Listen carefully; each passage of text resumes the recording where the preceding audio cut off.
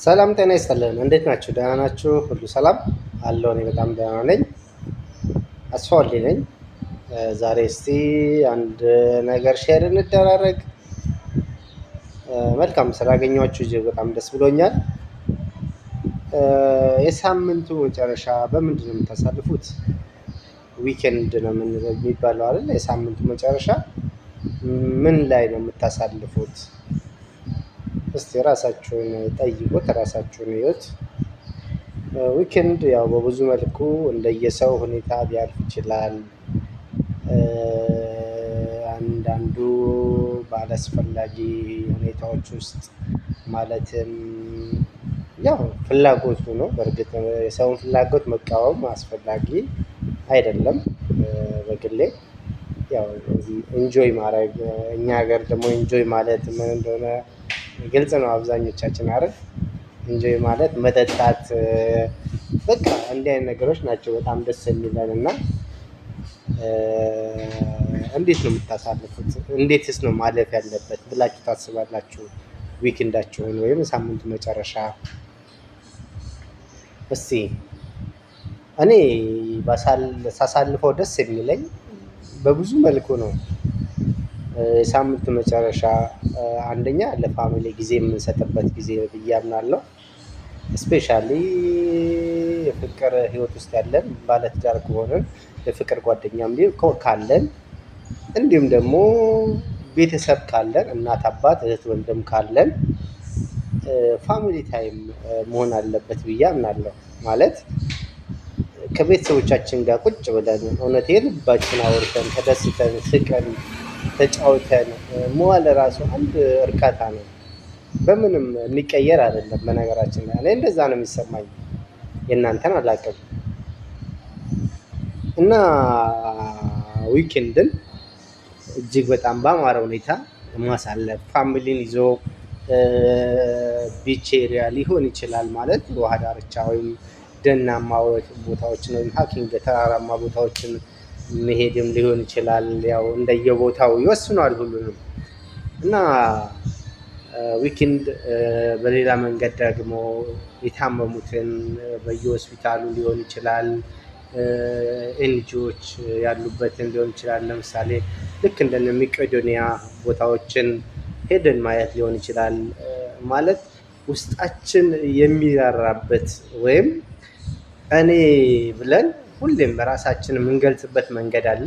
እዛ ቦታ ሄደን ስናይ ግን በደንብ ነገሮችን ወደ ውስጥ እንድናስተውል፣ በተለያየ አቅጣጫ እንድናስብ ያደርጉናል ብዬ አምናለሁ ፐርሰናሊ። እና እንዲህ አይነት ነገሮች በጣም ወሳኝ ናቸው። ሆስፒታል ስትሄዱ እናንተ ጤነኞች፣ እኛ ጤነኞች ስለሆንን ወይም ሄደን ሆስፒታል ስላልተኛን ምንም ስሜቱ ላይሰማን ይችላል። ግን ሆስፒታል ውስጥ ተኝቶ ያሉ ሰዎች ሄደን ስናይ የሚሰማን ስሜት አለ። ማለት በተለያየ መንገድ የሚጠይቃቸው ራሱ የሌላቸው በብዙ ችግር ውስጥ ያሉ ሰዎች እናገኛለን። ብቻ ብዙ ነገር ማለት ነው። ይሄ ሰብአዊነት የሚባለው ነገር ውስጣችን የሚያሳየን ነው። እና እንዲህ ነገሮችም አሉ። የታሰሩ እስር ቤቶችን ሄዶ ማየት ሊሆን ይችላል። በነገራችን ላይ እንዲህ ስላችሁ ዘመድ አዝማድ ሰንበዲ ወይም የምታውቀው ሰው ስላለ አይደለም። አይኑር ሰው ናቸው። የግድ በደም መሆን የለበትም። ወንድሜ፣ እህቴ፣ አባቴ፣ እናቴ የምንለው አይደል? ሰው በመሆኑ ብቻ ሄደን በፈጣሪ አምሳል የተፈጠረ በመሆኑ ያን አይነት ስሜት ሊሰማን ይገባል ብዬ አምናለሁ ፐርሰናሊ። ስለዚህ ሄደን እንዲህ አይነት ቦታዎችን ስናይ ለነዛም ሰዎች ተስፋ ነው የሚሆነው። በቃ ሰዎች መጥቶ ሲያዩ፣ ከሰው የተራራቀ ሰው መጥቶ ሲያናግረው ሲያየው ደስ ይለዋል። ሰው የራበው ሰው አለ ብዙ። ስለዚህ እንዲህ አይነት ቦታዎችን በመሄድ እርግጥ ነው አቅማችን ላይ ፈቅድ ይችላል፣ ያለው የኑሮ ሁኔታ ብዙ ነገሮች አለኝ ሊያደርጉን ይችላል። ግን በቃ ብዙ አይደለም፣ ሄዳችሁ ማየት ራሱ ትልቅ ነገር ነው። በሀሳብ መርዳት፣ በተለያየ ነገር ከጎን ሆኖ ቆሞ ማየት፣ ሁኔታዎችን ማመቻቸት ሊሆን ይችላል። በዙሪያችን ያሉ የህግ ባለሙያዎች ካሉ እነዚያን ህግ ባለሙያዎችን አማክረን ብቻ የተለያየ መንገድ እይታችን ይሰፋል ብዬ አምናለሁ። እንዲህ አይነት ቦታዎች ላይ በሄድን ቁጥር ስለዚህ እንዲህ አይነት ነገሮችን ዊኬንዳችሁን እንዴት ነው የምታሳልፉት? ወይስ አርሰናል፣ ማንቸስተር፣ ቸልሲ እያለ ደግሞ እንትን የምንልም አለን፣ በኢሞሽን የምንነዳም አለን። ኦፍኮርስ በነገራችን ላይ ኳስ በጣም መዝናኛዬ ነው። ከመጫወት ማየትን እወዳለሁ፣ ግን እንትን አይደለሁም፣ ኦብሰሲቭ ግን አይደለሁም። ግልጽ ነው አይደል? ኦብሰሲቭ የሆነ ደጋፊ የሚባል ነገር አይደለሁም። እንጆ ያደርጋለሁ፣ በቃ ማየቱ ደስ ይለኛል። እዛ ውስጥ ያለው ድባቡ ምኑ አይ ኢንጆይት። ግን በጣም ኦብሰሲቭ ሆኜ ግን ሰዎች ጋር ኮንፍሊክት መፍጠር፣ ከሰዎች ጋር መጋጨት፣ ያ ነገር ግን እኔ አልወደውም። እና እንዲህ አይነት ነገሮች አሉ። ኢንጆይ ማድረጉ አሪፍ ነው።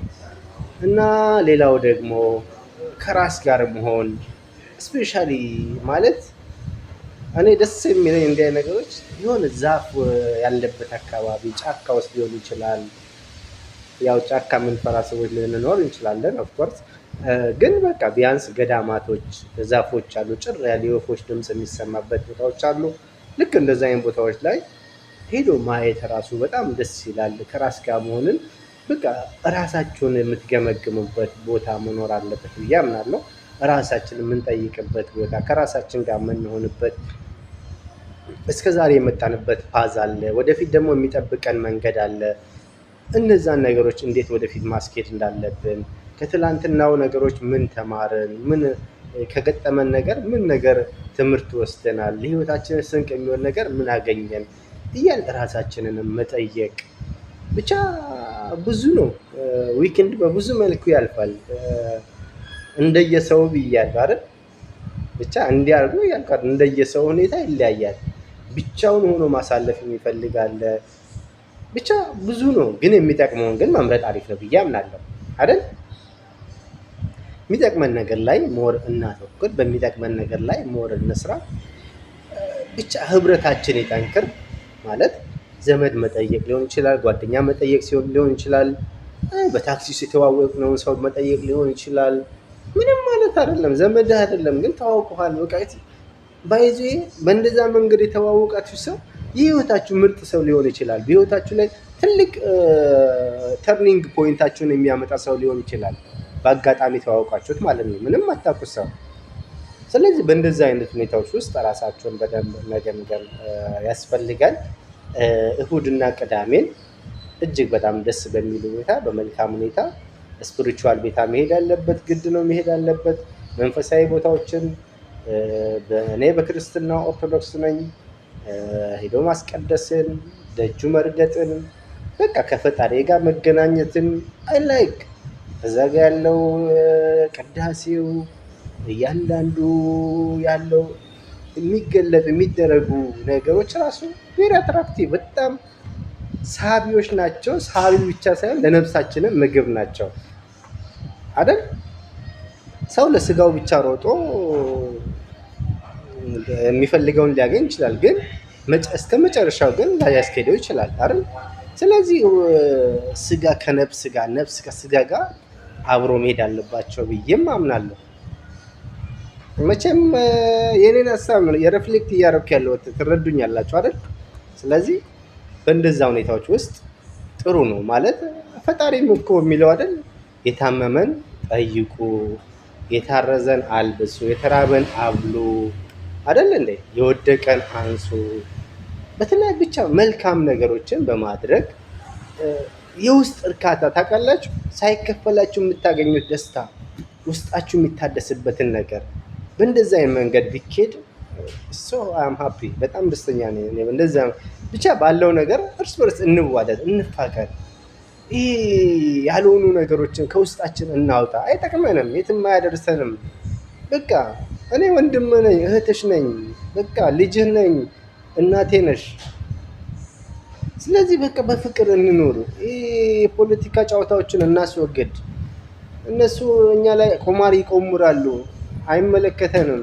ያው እሱን እኔ አይመለከተኝም፣ ግን እኛ ሆነን እንኑር። በቃ ሰው ሸተን እንኑር። እስቲ ሰው የሚመስል ነገር የሚሸት ጠረን ይኖራል። እና ይሄ ነው የተሰማኝን ነው ያወራኋችሁ ወይም ሼር ያደረግኳችሁ። የሚያስደስተው ሊኖር ይችላል፣ የሚከፋው ሊኖር ይችላል። ያው እንደ ሰው ሁኔታ ነው። ግን ስሜትን ያንጸባረኩት።